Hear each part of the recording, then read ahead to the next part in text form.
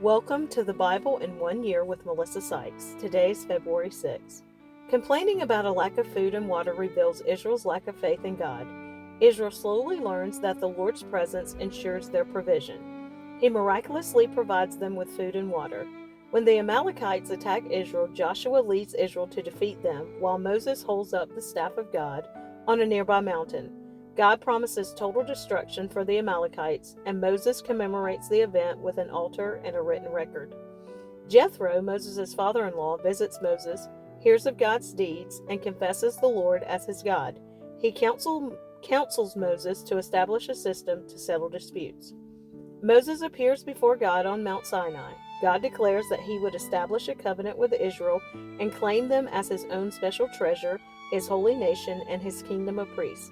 He then instructs Moses to carefully prepare his people so they could be near his holy presence and hear from him. Manna and quail from heaven. Exodus chapter 16 verses 1 through 36, around 1446 or 1280 BC. Then the whole community of Israel set out from Elim and journeyed into the wilderness of Sin, between Elim and Mount Sinai. They arrived there on the 15th day of the second month, 1 month after leaving the land of Egypt. There too the whole community of Israel complained about Moses and Aaron. "If only the Lord had killed us back in Egypt," they moaned. "There we sat around pots filled with meat and ate all the bread we wanted. But now you have brought us into this wilderness to starve us all to death."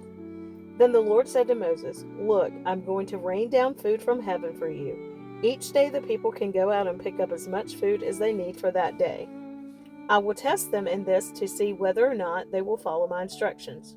On the 6th day they will gather food, and when they prepare it, there will be twice as much as usual." So Moses and Aaron said to all the people of Israel, "By evening you will realize it was the Lord who brought you out of the land of Egypt.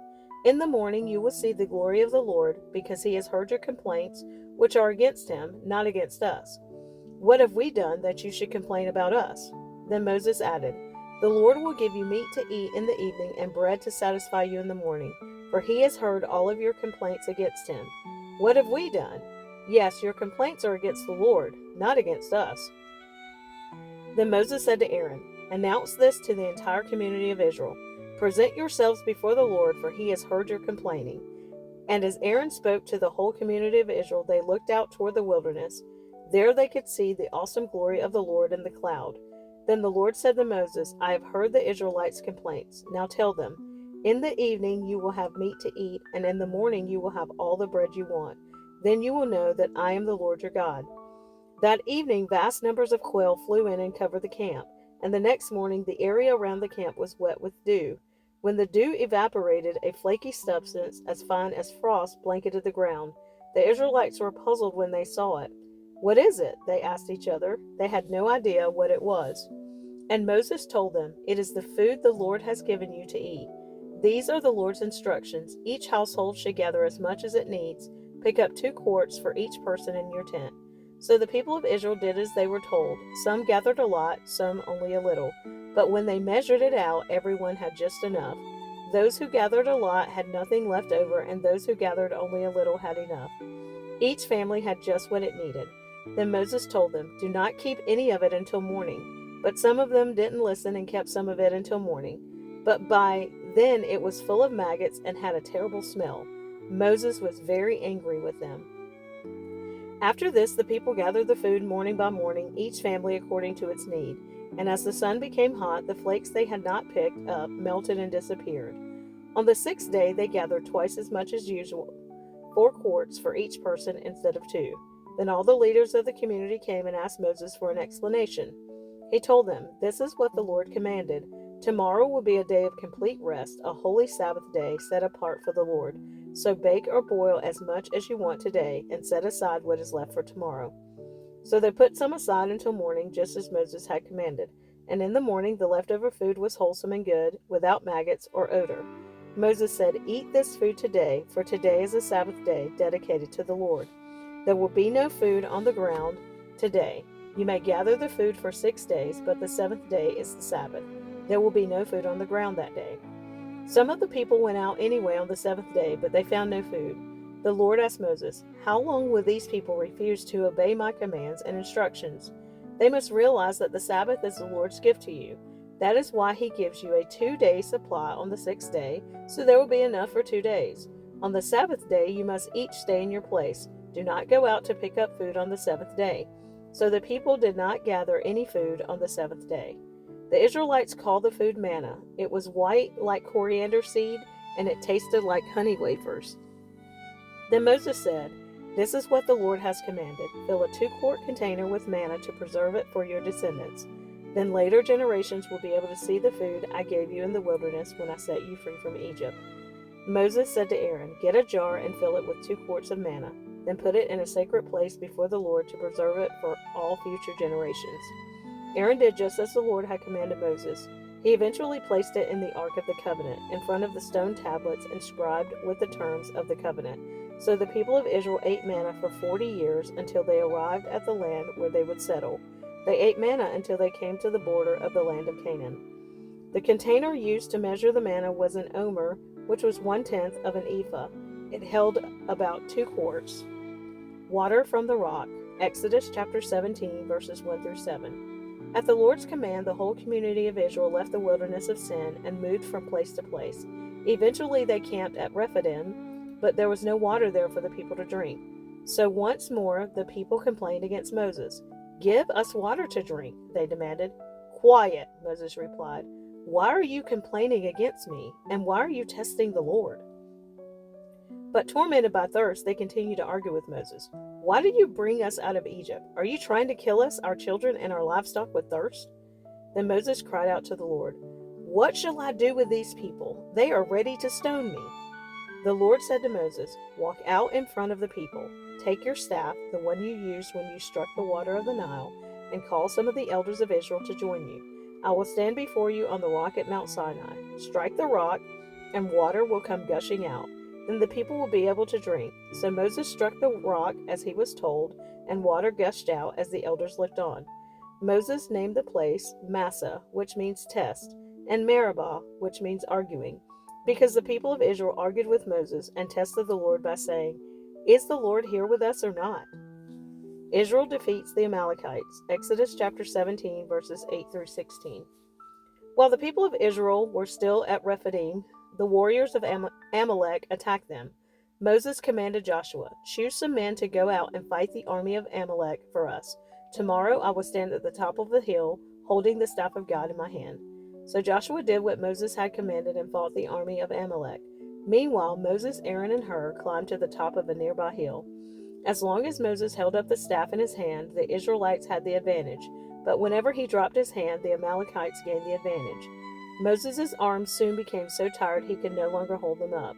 So Aaron and Hur found a stone for him to sit on. Then they stood on each side of Moses, holding up his hands. So his hands held steady until sunset. As a result, Joshua overwhelmed the army of Amalek in battle. After the victory, the Lord instructed Moses, "Write this down on a scroll as a permanent reminder and read it aloud to Joshua. I will erase the memory of Amalek from under heaven." Moses built an altar there and named it Yahweh Nisi, which means "the Lord is my banner." He said, "They have raised their fist against the Lord's throne, so now the Lord will be at war with Amalek generation after generation." Jethro's visit to Moses. Exodus chapter 18, verses 1 through 12. Moses' father-in-law Jethro, the priest of Midian, heard about everything God had done for Moses and his people, the Israelites. He heard especially about how the Lord had rescued them from Egypt.